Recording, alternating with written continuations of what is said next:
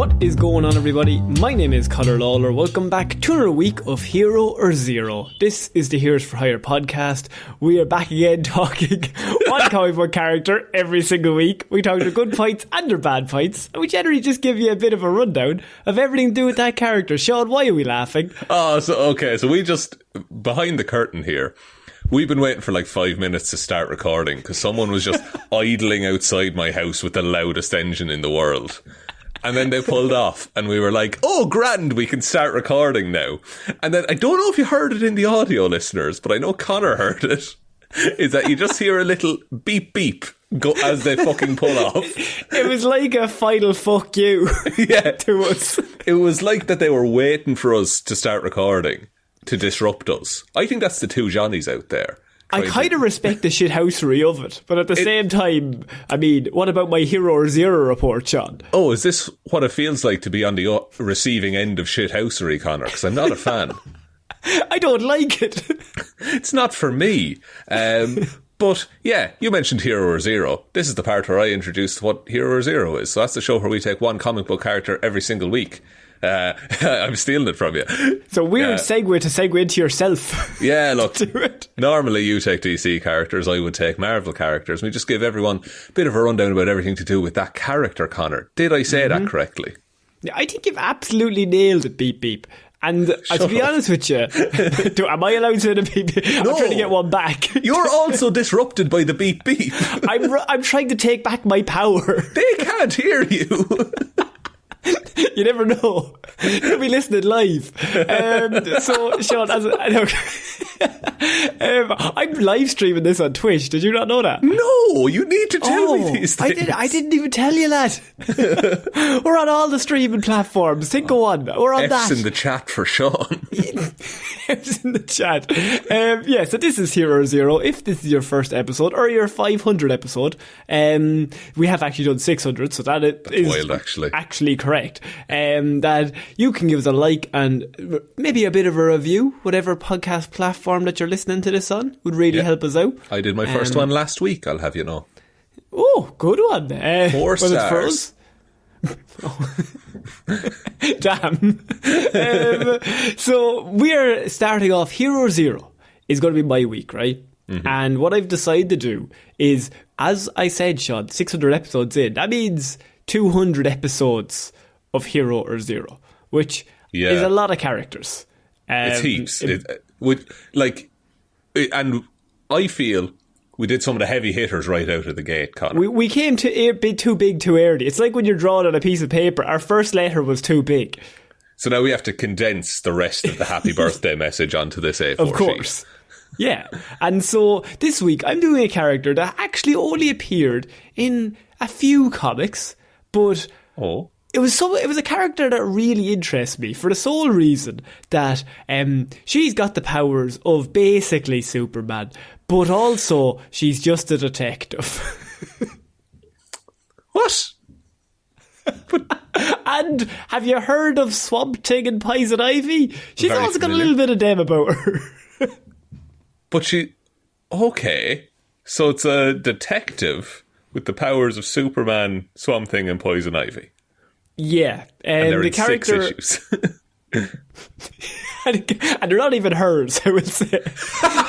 She appeared in a few Phantom Stranger issues. What the fuck is this? The character we are covering is Susan Linden, otherwise known as the Black Orchid, Shaun. Right. She's named after a flower, so you know it's good. Like Poison Ivy. There's one. Name one other flower-based character. Nope, nothing. Catwoman, there we go. Good, nailed it. So Black Orchid, right?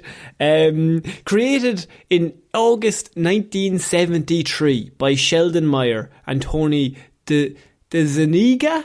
I hope I got that right, Tony. I do apologise. But anyway, Black Orchid is a bit of a... It's very hard to describe a character that powerful, but also just with such a small scope of what they do. Because I have born and raised in the suburbs of Metropolis, Susan Linden developed a love for the plant kingdom. And this was mostly to do with her fact that her school sweetheart was a person very interested in becoming a botanist, Mr. Dr. Philip Sylvian. Is Dr. Philip anyone in comics, or is he just a man? He might be somebody, but I'm pretty sure I'm going to go just a man for now, right? That's I know fine. Other people pop up now in about one sentence, so just bear with me. I look forward to that. Dr. Philip Sylvian, he did turn out to be a botanist, and he worked alongside contemporaries such as Alec Holland, or Alec Swamp Thing Holland, and a little old character known as Pamela Isley, otherwise known as Poison Ivy. That frumpy scientist from the beginning of Batman and Robin, correct? Uma Thurman. But that love was not stronger. So her love for Philip was not stronger than her fear of her abusive father. So she ran away from the suburbs, okay? So she wanted to get out of there as fast as possible. She was in love, but she's like, I need to get out of here because my father's a dickhead. He's not good news, Shaun. You know what? Good call. Think you made the right decision. Mm-hmm. She travels the world, working odd jobs everywhere. She eventually becomes a blackjack dealer, making extra money skimming the house. Just on the slide. Wins, Connor. That won't end well for her, I don't think. Take it from me. A man who has one hand. She was doing this for a little while until she met a man called Carl Thorne, who was a bit of a smooth customer, Shaun, a bit of a smooth arms dealer working for Lex Luthor. Is that a common phrase? Jeez, that lad's a bit of a smooth arms dealer over there. You could easily say smooth criminal. I said no. So Carl is he's an arms dealer, works for Lex Luthor, but he's charming. He's nice. He seems like a stand-up kind of fella. Apart from the arms dealer side of things. Other than that, but she ends up falling in love with Carl and marrying him. And she's like, this is it. I'm happy now. This is Carl, my life. do you want to get really into flowers? Because that would really do it for me, is all I'm saying. Because that's what I'm into myself. And so things, unfortunately, Shaun, went sour with Carl, who turned out to be a bad bloke. Oh, really? Did he now? Yes.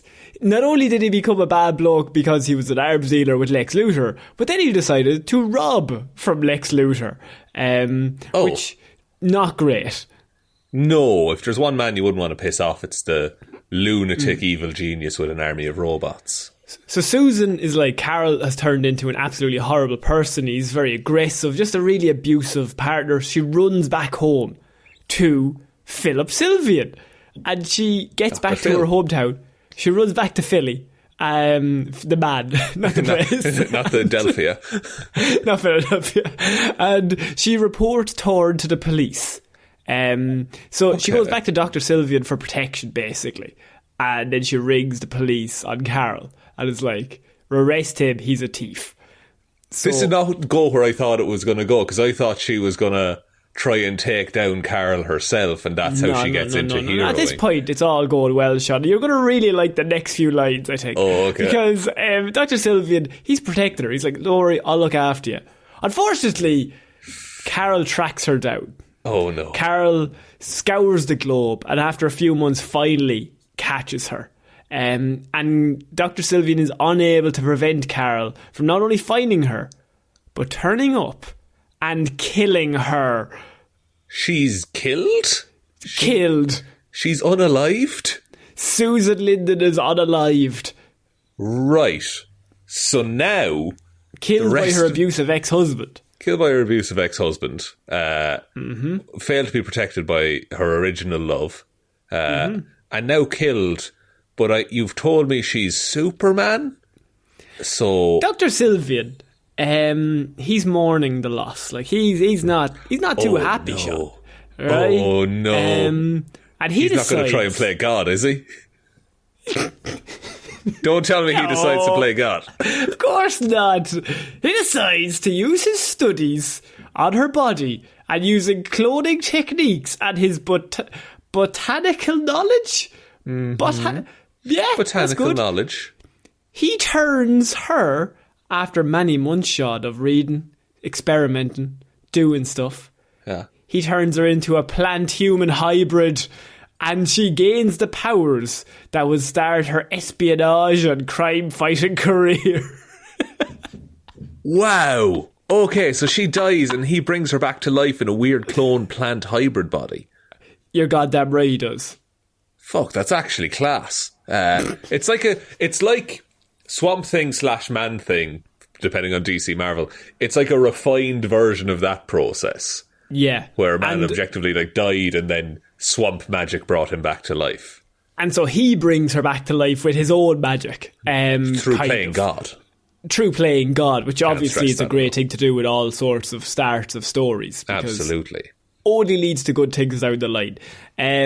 So she's a crime fighter, Shaun. She would capture criminals, not by using her magic powers that are given to her by a thing called the Green, which is something we covered in DC. It's basically just nature. Yeah. The Green is like the power of nature in DC. It's a very powerful thing. It's like the Speed Force. But it's like... Yeah, it's like this abstract concept that certain people can tap into. It's very hard to describe over a podcast, but it's a weird thing that it's abstract, as you say. Just go with it. Just go with it. It's a green thing. And so she's a crime fighter, and she would capture criminals by disguising herself as someone close to them in order to find incriminating evidence, because she's able to mould herself into whatever form she wants. Okay, I just thought she was wearing a series of wigs and Mission Impossible. She also does masks. that. Does she actually? Yes. Why? What's the point? Also, what does she look like now that she's plant lady? Is she green? She has a full costume, full purple costume, superhero costume. Pretty good, pretty good. Yeah. But skin, is she made of grass? Oh, she just looks normal. All right. Okay. Yeah. No real downside to this whole death and normal. resurrection thing, is there? No, not really. He did a lot of research. How does this doctor... Sorry, no. Does this doctor just say, grand, that worked, and then go back to his regular life as a botanist? Yeah. Or does he... what, could he not sell that to the military? And he's got a lot of fucking tulips to look after, Shaun. He doesn't have time to be looking after you on as well. It's never setting her on her way. He just brings her back to life, gives her power and says, right, on you go. And then he opens the flower shop. Also, I'm fairly sure a botanist doesn't just run a flower shop. I'm sure they do science and experiments and shit as well. We don't know. I've seen The Martian. He's a botanist in that, I think. Oh yeah, that worked well for him. Often her involvement would not be discovered until the end of the story, when the person Orchid had replaced would be found bound and gagged with a black orchid left near them as a kind of calling card. Can I ask a question at this point in the report? Go for it. Is it pronounced Orchid or Orchid? I was thinking that for ages before this report, and I don't know. I want to say Orchid, but you've gone this far now, and I don't want to stumble you. Do you know what I did? That is so funny. I said Orchid, and then I looked at you to be like, Connor, you're saying it wrong. And you never came in. And so then I thought Orchid must be correct. I was too polite, and now we both look like idiots. Is it Orchid? I think Orchid sounds more right. Orchid sounds like a flower. Orchid sounds like you're mispronouncing orchard. You know? But then, hang on. Orchid. But then what's an orchard full of? Trees. Apples. No, trees. Trees. Nature. So hang on, let me get the Google pronunciation. You guys can't hear this. But everyone just bear with us for 1 second. Orchid. Of course it is. Is the official. I am not educated. I do apologise profusely. And Shaun, you should know better. I did. I just didn't say it out loud. No, you took about fucking 10 minutes to come in. 14, I'll have you know. Black Orchid is a master of disguise, and many of her adventures involve her going undercover, as I said, and investigating. She can also do more standard superheroics, as, look, she does a bit of the crime fighting, bit of disguising, but she also has a purple outfit, and she can fly, has super strength, and is immune to bullets. These are not your general plant powers, I would say. Where did these come from in the mix? The stories never showed her when she wasn't in some disguise, nor revealed her real name or the origin of her powers in any way. So that was kind of her big thing, was as it was kind of seen as like a running gag that Black Orchid never had any origin. Right, she just showed up and was very powerful and capable. So there apparently wasn't enough demand for Black Orchid to get her own series, and when the 1970s version of The Phantom Stranger ended its run, she slipped into obscurity for basically a decade.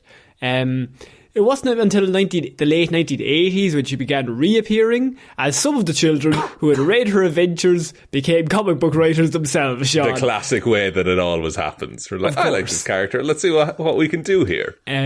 She even appeared in an issue of Blue Devil where there was like various origin stories done, and one of them was like a parody of Daredevil and the other one was like a parody of Spider-Man. It was Madame Xanadu and the Blue Devil like talking back and forth on where they thought the Black Orchid got her powers. Right, just as like a fun little comic story. Because she still had no origin in comic book lore, so it was just kind of taking the piss out of it. So I think one of them was like she got bitten by an orchid, or like she fell on an orchid, and the other one was radioactive stuff fell on a bunch of flowers and then they fell on her. Jesus Christ. I mean, look, those are very comic book origin stories. Mm-hmm. She also was appearing in a lot of. She started appearing making a string of appearances in the Suicide Squad, and this was kind of she kind of came in as a good person on the Suicide Squad, like a Rick Flag style. Right. So like someone who's just on the team, probably the leader, and isn't as much of a flight risk as all the other Suicide Squad members are. But in 1988, Shaun, the character was relaunched in the 3-issue miniseries Black Orchid, written by Neil Gaiman. Interesting. Okay. Exactly. So Neil got his hands on her and he was like, a D-list character, let's see what happens. What can I do? What can I come up with? Yeah, like get a really, really, really good writer to do a very, like, you know, low stakes, all in all. It's like no one really cares. They did it for Animal Man, I remember. Yeah, I remember the Animal Man report. And so the miniseries fleshed out the character considerably, providing an origin story which explained how and why she became known as Black Orchid, which I just explained. It also gave the character a civilian name, which she didn't have. So all the stuff I just told you didn't exist until Neil came in. That's insane. So he basically gave the character life, like gave her a personality and a story. And instead of being just a normal superpowered human, or metahuman, her background was changed to be that of a human-plant hybrid with ties to the green, which is what he introduced to the character itself. Before that, she was just superpowered, and nobody knew how. She was just called the Black Orchid. And had a vague, like, flower theme to her. Yeah. That's quite cool. Yeah. And so in terms of some of the stories, I also will touch on that issue because not only did Neil give her life, he also gave her death. Because that's just a little bit of a tidbit there before we get to that. Foreshadowing is obvious, Connor. Sometimes it's five-shadowing. And so a lot of her stories, especially at the start when she was in the Phantom Stranger comics, were literally like, it would be like, oh, this girl she's amazing at dressing up. She's amazing at disguises. You can never know who she is. She could be anyone. But simultaneously, that meant she also had no origin. So they were always just like, is it you? Is it you? And then, you know, for like 3 issues, it was always like, it's definitely that woman there. And then it turns out not to be that woman because she's in the background. At all. Yeah, she's in the background somewhere else. The main story when this came up was there was a race car driver and a rich woman known as Ronnie Coon. And she basically, for 2 issues, was like, basically the Black Orchid. Like they never said it, but it was like really heavily fucking implied that this woman was the Black Orchid, right? Yeah. And she stated her admiration for Black Orchid, and she even made herself a costume. And later in the issue, though, it's just revealed that she's just a fan. There's nothing to do with her. And right. It's actually contacted. She's contacted by someone who appeared to be the Black Orchid. So you see the 2 of them in the same scene. And you're like, okay, cool. Cool. However, when they arrived at the home, it was revealed that this orchid was a member of a legion of Black Orchids, Shaun. You're losing me. It's just like a weird team who use technology to render themselves invulnerable to bullets and give themselves super strength and flight. It's like she was a hero, and then this team is just based off her, but they're villains. Right, okay. I mean, look, I don't hate it. The members of this legion, later revealed to be a criminal organisation, basically tricked Ronnie into giving them the plans to the World Bank. The World Bank. It's called World Bank. But so here's the logic, right? The Black Orchids, they know that Ronnie's a big fan of the Black Orchid. This is getting confusing. But the team of criminals that are called the Black Orchid, they're like race car driver and very rich woman, Ronnie Kunn. She really interested in the Black Orchid. We are called the Black Orchids. I guarantee we could try and convince her that we're the good guys, and we could come in and, trick her into giving us some plans, because her dad is the manager of World Bank. The abusive dad. No. Ronnie's dad. Sorry. Okay, I'm with you. I'm with you now. So the Black Orchid is nowhere near this story so far. Right. The actual hero, Black Orchid, hasn't made an appearance. Just the evil Black Orchids. We just have race car driver Ronnie and the Black Orchids, who have taken advantage of the fact that she loves the superhero Black Orchid. Right. Okay, I'm with you. And they want the plans to the World Bank. Is that just the name of a bank, or is it an actual bank where all of the world's money is held? I think it's just the name of a bank. That's fine then. And so, under the pretense of defending the bank from communists, the Orchids... Communists are in this? Oh, communists. Oh, it's the 80s, Sean. The Orchids are basically like, Ronnie, you got to give us those plans, because communists are going to try and steal all the money. And we need to know where all the weak spots are, so we can stop them stealing the money. We can plug up those gaps. We can plug up those gaps, safe. Ronnie, real quick. And you don't even have to tell your dad. We'll do it on the sly. Just because you're such a big fan of the Black Orchids. Yeah, or the Black Orchid or the Orchids. One of them. Orchids? The same thing. How do you say it? Orchid, how do you pronounce it? Fine, it? Ronnie, you're right. Whatever you say is right. Okay, so they get in there, and Ronnie's showing them around. She's like, this. Here's the safe. The Orchids knock out Ronnie and tie her to the vault door and attempt to blow the vault open. With her tied to it. Goddamn right, Sean. So this turned from bank robbery to murder right quick. Straight up. I mean, they're a very evil criminal organisation here. Is she still a fan at this point, or has she figured it out that these aren't the Black Orchid I know? Imagine that she's still into it. This must be just a game. The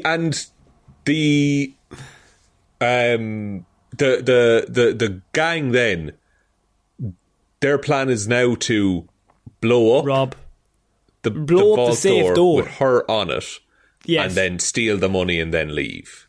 Because she knows who they are. She's seen them. But they introduced themselves to her, and only her. So if they kill her, nobody knows it was them. Right. Mm-hmm. Unless, okay, it's an airtight plan. Why not? It's bulletproof, Sean. Like them, bulletproof. Like the Black Orchid. It was at this point where the real Black Orchid, who had a habit of all of her stories of not showing up until the very last few pages, intervene, Sean, rescuing the bound and gagged Ronnie and capturing the remaining legion of Orchid members. Ronnie was even allowed to take the credit for it, as the real Orchid escaped without even being found. Right, so Ronnie's not the Black Orchid, it turns out. Turns out she's not, and the real Orchid was there all along, just dressed out as there. A teller. Dressed as a teller, just hidden in the back. This is fucking ridiculous. It's like they had ideas of who they could make the Black Orchid be, but they preferred having just this character that popped up. This was years before Neil came in. This was the 70s. So no one wanted to come down one side of the fence about who this Black Orchid was. They used to constantly use her in the Suicide Squad as well as the person to impersonate other people, to break into places. Hi, I'm whoever it is, and I have a security pass, but I forgot it today. But that's who I am. You should let me through. And it worked every time. Every single time. She's the greatest impersonator ever to live. That's wild. There's a similar kind of thing in Marvel. There was a character called Jackpot who was just like jumping around, swinging around, flying around in New York for ages, and everyone was like, "Who's Jackpot?" This Jackpot had red hair, very close to Spider-Man, and talked a lot like Mary Jane Watson talked. Even her name, Jackpot, is like, you just hit the jackpot, tiger. So everyone's like, oh, it's definitely Mary Jane. And then it was revealed, no, she's just some redhead who speaks like that and likes Spider-Man a lot. That's always the best reveals. That's the most satisfying for a reader. Oh, wow, no stakes. Yes. They didn't bring Neil in on that one. What I want is a reveal and then me to go, who? That's all I want. Just that is all some guy? Yeah, just some guy I've never heard of. Oh, man, this is great. However, a little bit of the story, when she's amongst the Suicide Squad, Shaun, is while working with them, she was caught. Well, she wasn't caught. They found evidence that she had access to Task Force X's mainframes, and she had been attempting to infiltrate LexCorp at the time because, Shaun, after all these years, she's looking for revenge. Because of the man whose name I forget, but who worked for Lex Luthor, the arms dealer. Just to make this clear, right? Yeah. Carol Thorne worked for Lex Luthor. Yes. In her origin, okay? Carol gets killed. Kills her and then gets killed himself. Yes. So she's looking for revenge against Lex Luthor for some reason. Because Carol was incorruptible until Lex came along. Lex got robbed. So all he did was he was the victim. No, I don't want to defend billionaires on this podcast, but Lex is the victim in that scenario. Lex actually, Carol killed her and stole from Lex. And so he kind of got his comeuppance. Yeah, not to say that like you can just kill someone, but like Carol. But he did kill someone else and rob Lex Luthor. Shouldn't have done that. But like that debt is settled as far as Carol being dead goes. You know? So now she's looking up Lex Luthor stuff to try and get revenge on Lex for some reason. Did Lex do something else to her in the meantime? No, nothing. That's the only time she's ever interacted with Lex. That's very strange. And she's never even really interacted with him. Just his, like, go-between middleman. Just by, like, osmosis through Carol. Yeah. And then, like, she used to be robbing from casinos and everything, so she doesn't have a leg to stand on. I don't understand that at all. But look, they wanted to go that route, right? So she's up against Lex. She's got a big bad. You're thinking, right, this is it. And this is where Neil comes in. Because Neil, he's now writing the 3-story origin. He's like, right, look, this is our big origin. He reveals it all. However, what happens then is that the story starts when it's in Lex Luthor's office. And it's in his boardroom. And she's undercover trying to discover exactly what Lex is up to next. And this is when they do all the flashbacks of how this all got to here. And then it comes back to the boardroom. And in this issue, where they gave her life, Lex immediately shoots her in the head and kills her. Just fucking murders her. Because she thinks she's undercover. And Lex Luthor knows who she is. Right. So he's just like, no questions, no demands, no hostage, just shoot her in the head. She's masquerading as like Lex's secretary, and she's after fooling every single other person in the whole building. But the idea is that Lex Luthor's too smart to be caught out like that. Right. And so you get this whole big origin of like this really cool character, and then Lex has the cool moment where you're like, oh, she's going to get him. This is really cool. And he just pulls out a gun and he just shoots her in the fucking head. And he's just like, you're not going to fool me like that. I know. That's insane. That's Lex Luthor doing his own dirty work is always fun. Don't come into his boardroom. That's such a brutal death, though, for like that character. After being just like told how good she is. Well, to be honest, Shaun, it's actually not something to worry about. Do you know why? Bulletproof, immortal, probably. Not bulletproof or immortal. Well, she is bulletproof. Okay, right. So that's part of the story. She is bulletproof. So what Lex then does is he ties her to a chair and sets the building on fire until she suffocates to death. Oh. But she still dies. That's even a more horrendous death then. Yeah, but look, it's a cool visual of him shooting her if you just forget she's bulletproof. And then they remembered, and then they're like, I tied her to a chair as well.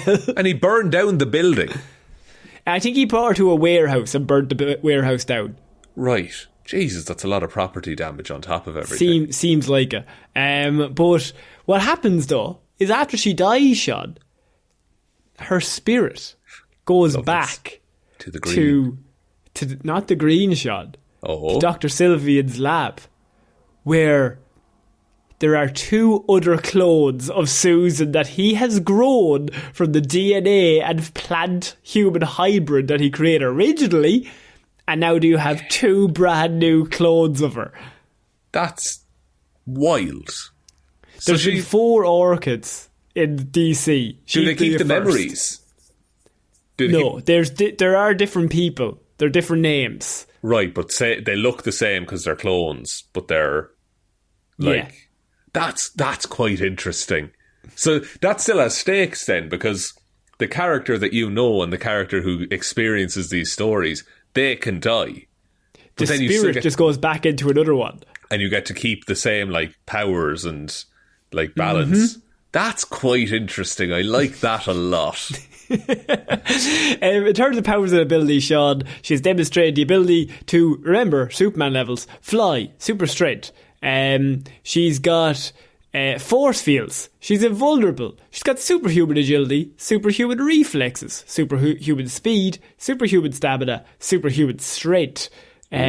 So she's basically got all of Superman's powers, and she doesn't get weak to kryptonite. Don't ask me why she has those powers. She's just a plant woman. I'm not quite sure. She just does. Yeah, I feel like that. Like she's in need of a major balance, I think, because that's too powerful for basically no weaknesses other than being suffocated in a warehouse. But you know what my favourite bit, and why I did this report, is because there's one line in the description.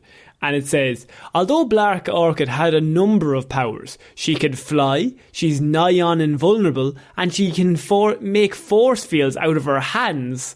Her main ability is a mastery of the skies. Yo, it's not really what you'd put on your business card, though, is it? I don't understand why they've concentrated so much on the Scooby-Doo element of the skies when the woman clearly has Superman's powers and could fuck anyone up. The woman could fly through a tank and be fine. Just be fine. And just like superhuman strength could rip people in two. But no, we have to have her dress as a weird fucking person in the background. And they'd be like, haha, now I've caught you. But you could just have her fly superhuman speed and then just go straight through them.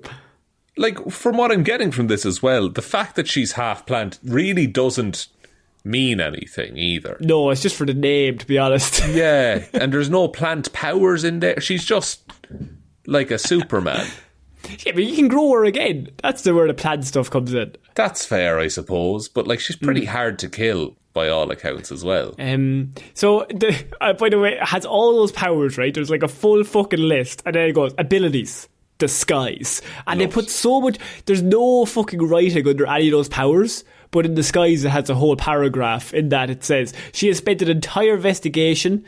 she often spends an entire investigation impersonating an insignificant background female, such as a maid, a secretary, someone's girlfriend, and the others only discovered her involvement later upon finding the abandoned disguise with her calling card, a black orchid.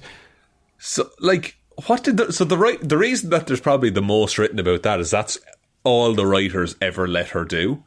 Yes. So they just didn't know how to write a superpowered character in a small scale story, basically. Her two abilities, disguise and investigation. The woman can fly to space, and her two abilities are disguise and investigation. The woman can bench press a semi truck, like disguise and investigation too, though. I mean, fair enough, but just I think what's to happen here is she's playing a video game and she's maxed out the wrong stat. I think she's maxed out charm in a hack and slash game.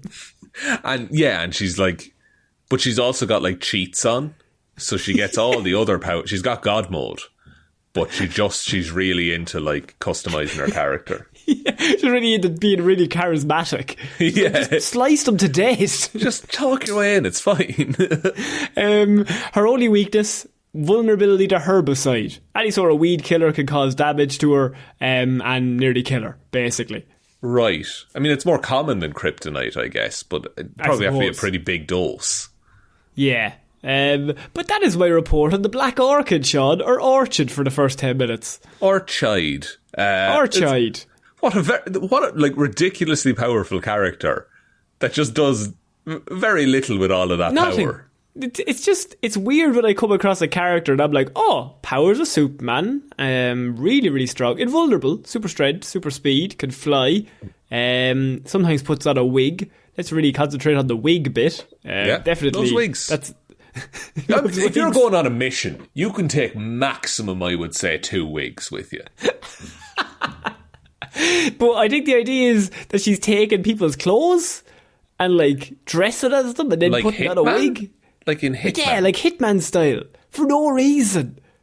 Yeah, it's just such an odd skill set to also have in addition to being Superman. So do you like the Black Orchid or no? I prefer the Black Orchid myself. Oh, very good. She also appeared in Justice League Dark, that animated movie from a few years ago. If you watched that. I've seen bits of that. I've seen clips of that through TikTok. Someone has it in like 15 seconds. You still haven't watched Young Justice though, so do we really have to judge or maybe respect your opinion? Have you asked if I've watched Young Justice this week? Shaun, have you seen Young Justice? I haven't, I've been busy. I'd go watch Batman Beyond as well. I've watched some of Batman Beyond. I watched that. You've watched like one episode. I watched something back in the day, Connor. Watch it now. Nah, probably not. Watch Return of the Joker. That's pretty good. That's pretty good. You had to watch that for the Patreon. I didn't have to. I enjoyed it. Yeah, but I true, also was required to for the Patreon. I didn't have to. They made me. It was mandated. But I think that's it for my report, Shaun, if you'd like to take us out. Yes, I will do. Thank you everyone for listening to this episode of Hero or Zero. We will be back on Monday with Movie Mondays, Wednesday with Weird News Wednesday, and Friday with another episode of Hero or Zero. Shout outs go to everyone over on the Patreon. Thanks for continuing the support. You're absolutely amazing. You help keep the show going week on week, all 600 episodes. We really appreciate you sticking around. Other ways to support the show, we do have a merch store link below, heroesforhire.ie/shop. The Twitter is at heroesforhirepod, the 4 is the number 4 if you want to follow us there. Facebook is Detective Divilment's discussion group if you want to have a chat about comics or movies or just anything really. Instagram is Heroes for Hire Podcast, and the best way to ever help out the show is to tell one human being that we exist. Just a one, please. I think that's about it, Connor. I think so. So I've been Connor Lawler. I've been Shaun Meehan. And I shall see you all next week, guys. Bye.